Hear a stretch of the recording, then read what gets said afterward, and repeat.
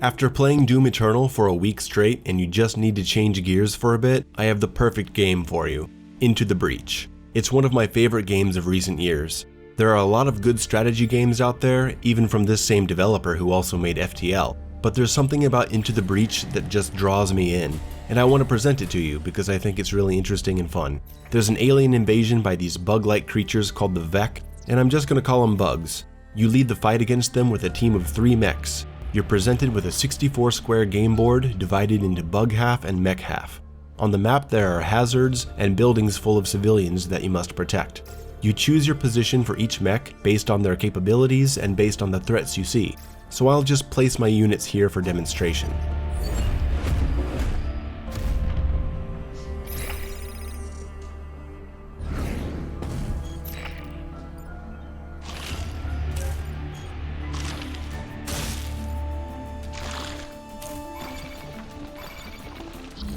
You see that the bugs move immediately after I place my units, and they indicate their attack intentions. On the front line I have my combat mech. This guy can move 3 spaces and he has a punch attack that does 2 points of damage. That's pretty good because starting enemies have 2 to 3 health points. It could kill a small bug or seriously injure another. You'll notice that the punch also pushes the bug into the next square. This is important for several reasons. If you push an enemy into a wall, it does 1 point of damage. This also damages the wall, which means it can also damage buildings, so you have to be careful. If you push it into another bug, they both take damage. Enemies can be pushed into water or fire, and most importantly, pushing an enemy diverts its attack. See, all of these bugs have indicated their intentions. This bug is going to attack a building. This bug is going to attack a mech. We don't want any of that to happen. See this bar at the top? That's your power grid. Every time you lose a building, you lose a point on your power grid. Lose all of your points and the game is over. So buildings are definitely priority here. Mechs can survive a hit, buildings can't.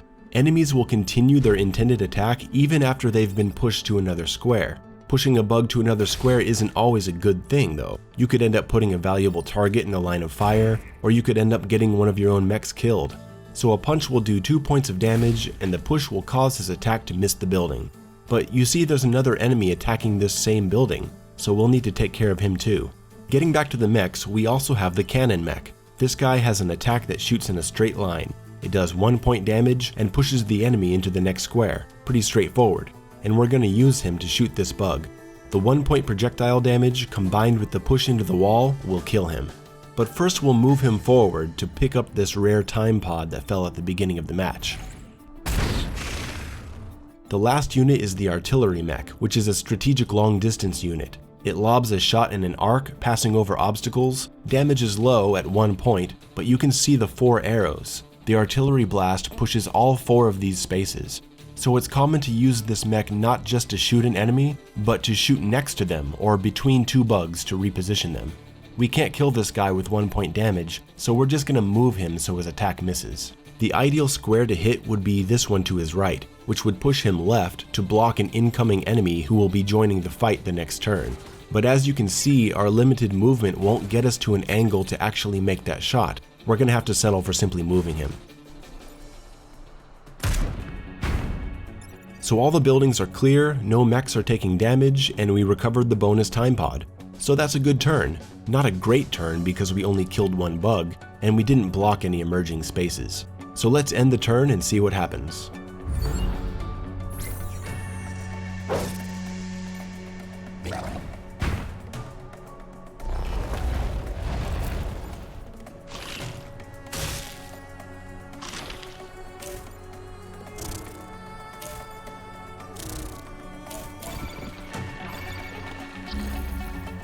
The bugs missed their shots, they reposition and indicate their next attack, and now we have 2 more bugs to deal with.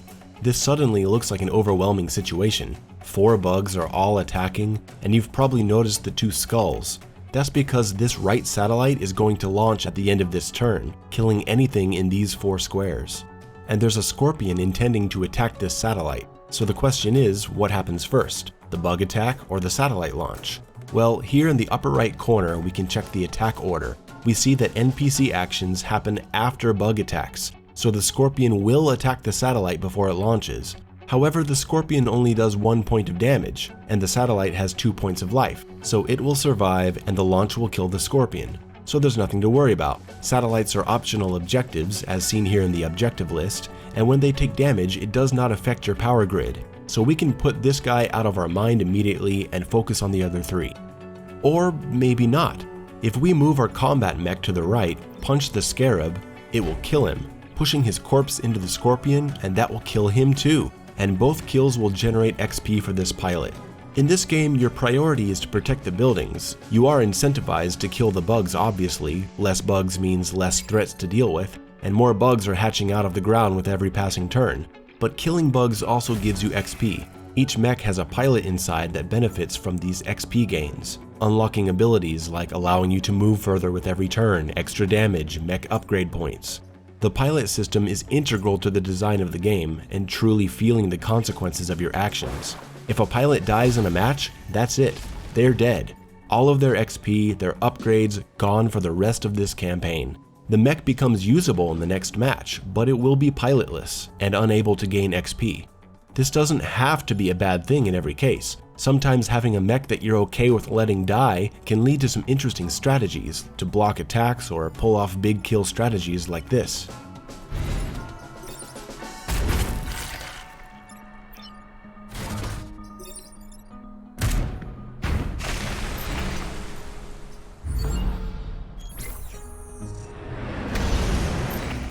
There are normal pilots and special pilots. Special pilots come with their own unique ability like a shield, armor, or flight.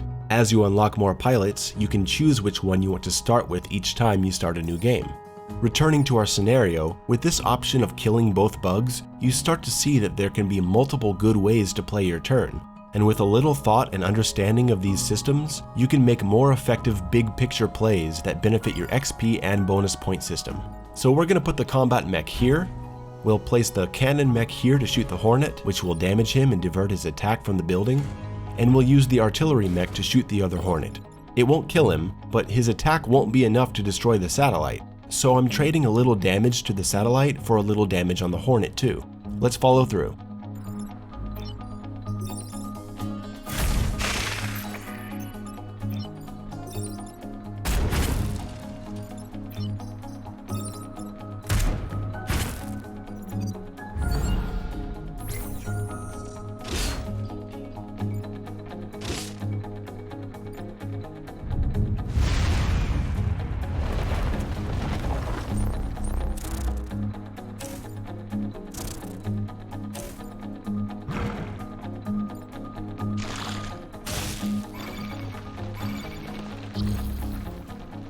Okay, not a bad turn. Now things get interesting. This is a Scion. He gives a passive bonus to all enemies. Now, when they die, they explode, so you really don't want to kill a bug and leave it next to a building. Let's punch this guy, do some self-damage by pushing the Hornet into myself as a way of killing him, and oh no, I've forgotten about the explosive. I've lost a building and I've lost a mech, and I don't have any way to divert the Scorpion's attack from hitting one of my buildings. What do I do?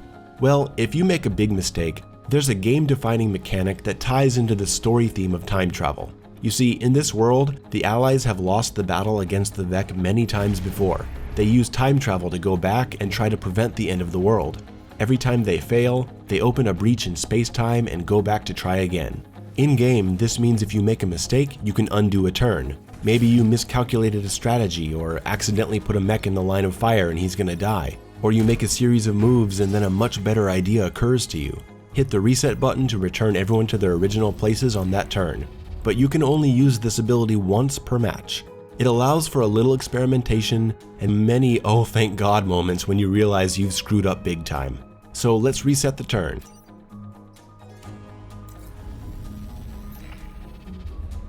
I really want to take out the Scion, so I'm going to shoot upward and that will set him on fire and he'll die in the next turn. I'll punch this guy, diverting his attack, and I'll move one of the Hornets.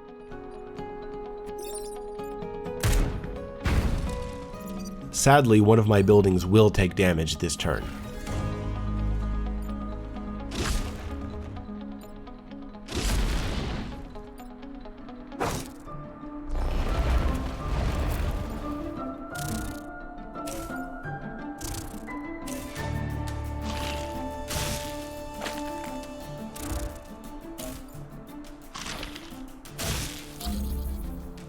You probably saw that the Scorpion tried to snare me in his webbing, but it didn't stick. That's because the special pilot in this mech is immune to the effects of webbing. Pretty nice. This is our last turn, so we just have to survive and not take any more building damage. If we can get a couple kills for the XP, that would be great. This satellite is going to die if it takes one more point of damage. If it dies, we lose the bonus point, so we'll try to protect it if we can. And look, none of the buildings are being targeted, just the mechs and the satellite. That's a nice situation to deal with. I'm going to use the artillery mech to push the Hornet into the other Hornet, killing the first one. And it also pushes the Scorpion down, completely freeing the satellite of any threat. The artillery mech will take a point of damage, but he'll survive. We're just going to move the combat mech out of there, and then there's one last play we can make. We position the cannon mech below the Scorpion and take him out, getting a little XP for that pilot.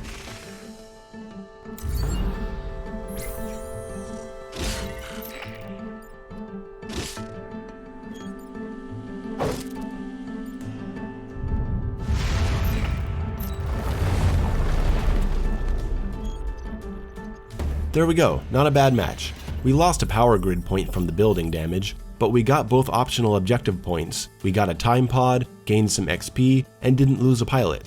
Let's see what's in that time pod. Ooh, we got some really high damaging one-time use artillery missiles, and a reactor core which can be spent on mech upgrades. Let's check out both. We equipped the Gemini missiles into the artillery mech, but it requires 2 reactor cores to power because it's strong. We have 1 reactor core right now, but I actually want to give it to my combat mech and give her another space of movement distance. 1 extra square can make a huge difference with a mech that's built on close range combat. You can move your mechs into theoretical positions to visualize your plan better, and then you can undo that move to put them back where they were. It's only after you attack that you can't move your mech anymore. Each island has a series of matches, and each match has a series of optional objectives. Defend the satellite launches, protect a train, destroy at least 7 enemies, block at least 3 emerging enemies, and these objectives give you extra points for your power grid or points to spend on upgrades once you've completed an island. There's a difficult boss battle at the end, and when it's over you can spend your extra points on your power grid or purchase new weapons or get more reactor cores to apply to specific mechs. As you play the game, you'll find new pilots and unlock more teams of mechs. Fire mechs, ice mechs, ramming mechs, lasers, all kinds of stuff. I tend to like the classic squad, the Riftwalkers, and I also really like using the Zenith Guard and the hazardous mechs. Some teams are better than others, and paired with certain pilots you can create devastating teams. Bethany the Shield pilot combined with the Frozen Titans totally breaks the game. Into the Breach is a very thoughtful and slow game. It's the anti-Doom. You'll sit there for 10 minutes just staring at the board. You'll have a good plan, but before you act on it, you'll think for another 5 minutes about how maybe there's an even better plan. If you look here, the obvious plan might be punch the Scorpion into the water and then push the Scarab onto the emerging space to block the enemy the next turn. But then it might occur to you to position the combat mech on the right of the Scorpion, move the Scarab first, punch the Scorpion into the Scarab, killing the Scorpion and damaging the Scarab, and then the block on the emerging square will result in the Scarab dying. Definitely a better result. You still get the block, but you've killed 2 bugs instead of 1.